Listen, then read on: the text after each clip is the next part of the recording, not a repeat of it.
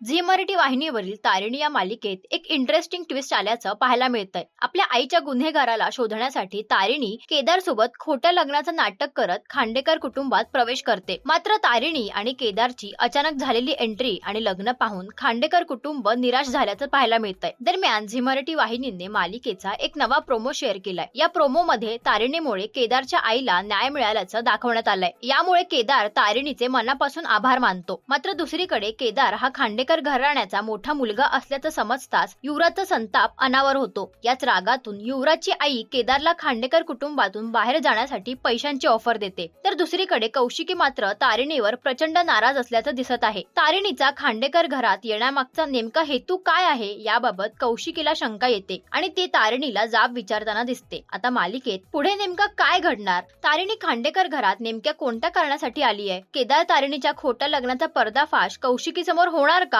आणि यावर कौशिकी नेमकं काय करणार? यावर तुमचं काय मत आहे हे आम्हाला कमेंट्सद्वारे नक्की कळवा।